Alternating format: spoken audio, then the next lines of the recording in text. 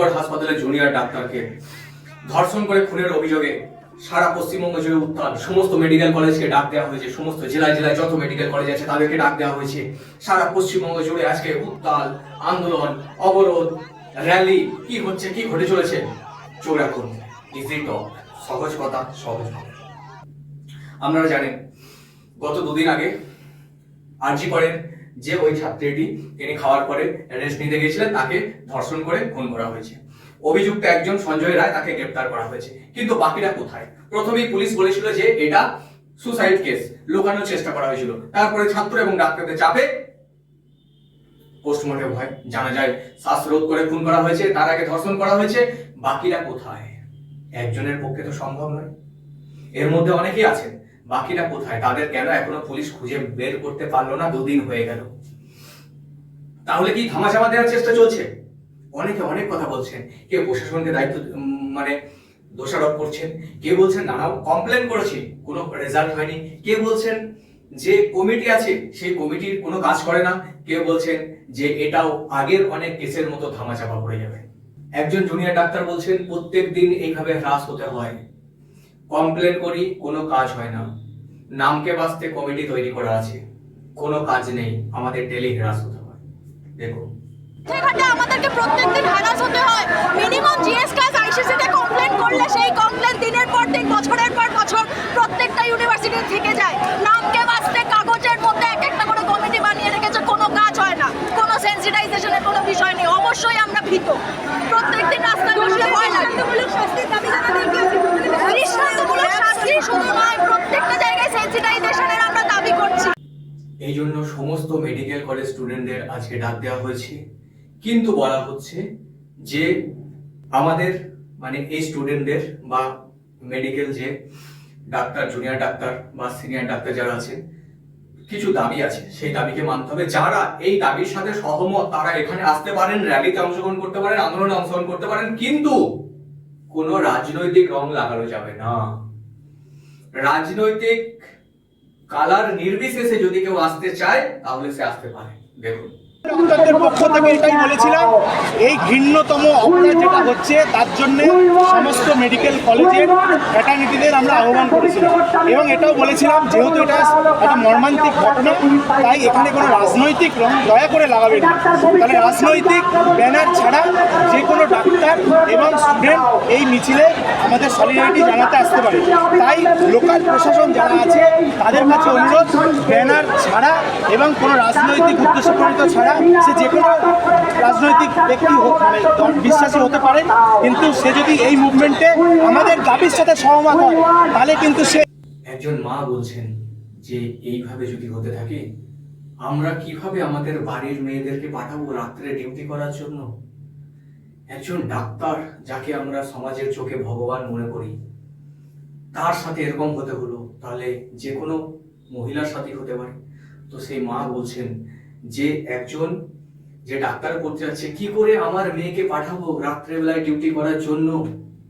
একজন মায়ের কষ্টে বুক ফেটে যাচ্ছে। দেখুন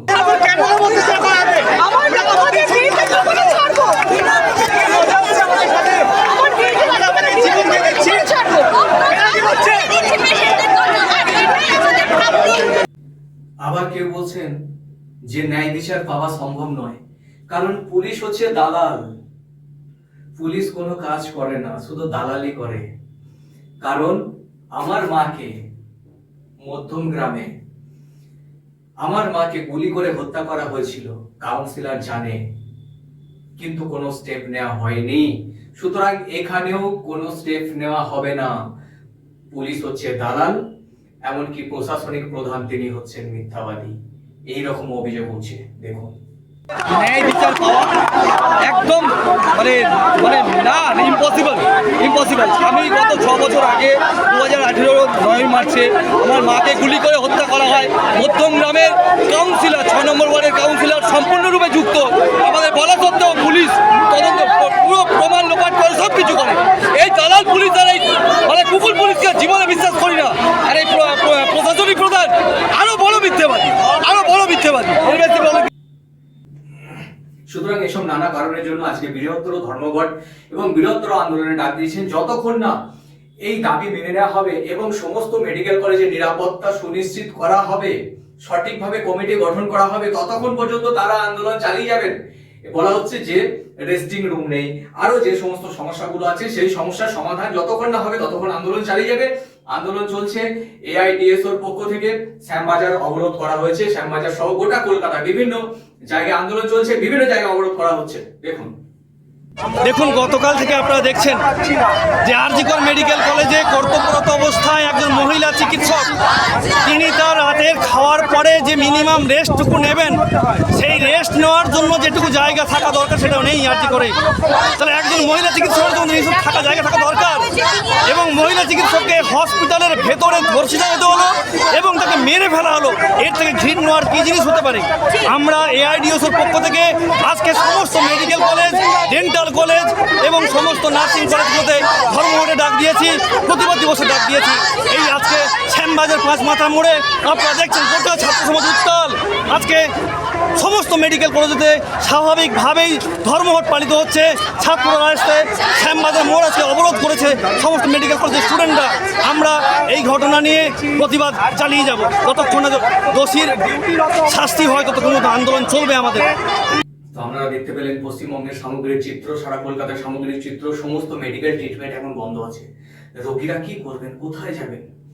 আমরা মানছি যে রোগীদেরও প্রয়োজন আছে, মানে ডাক্তারদেরও প্রয়োজন আছে, প্রয়োজন তাদের ট্রিটমেন্ট করা, কিন্তু ডাক্তারদের যা দাবি সেটা ন্যায্য দাবি, এটাও মানতে হবে। সুতরাং এক্ষেত্রে দেখা গেছে একদিকে রোগী, একদিকে ডাক্তারদের কর্মবিরতি, এই উভয় সংকটের মধ্যে এখন চলছে পশ্চিমবঙ্গ। জানি না কবে এর সমাধান হবে, কবে মুখ্যমন্ত্রী তার সঠিক কমিটি গঠন করতে পারবেন এবং তাদের দাবি দাওয়া মেনে নিয়ে সঠিকভাবে এর তদন্ত করতে পারবেন, এবং ইমিডিয়েটলি কতদিন পরে এর শাস্তি হবে বা ধামাচাপা পড়ে যাবে আমরা কিছু জানি না। সুতরাং আপনারা কমেন্ট বক্সে লিখুন যে কি হতে পারে, কি হতে চলেছে। চোখ রাখুন, সঙ্গে থাকুন। ইজি টক, সহজ কথা সহজভাবে।